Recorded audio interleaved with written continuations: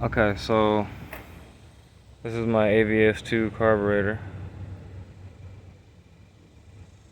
Supposed to have been sent to me brand new. And the needles broke off of the screws, the idle mixture screws. And I'm not sure about how to go about fixing that, and if that even damaged the seating. Like if I put new needles in the seating, did it stretch out the original seating?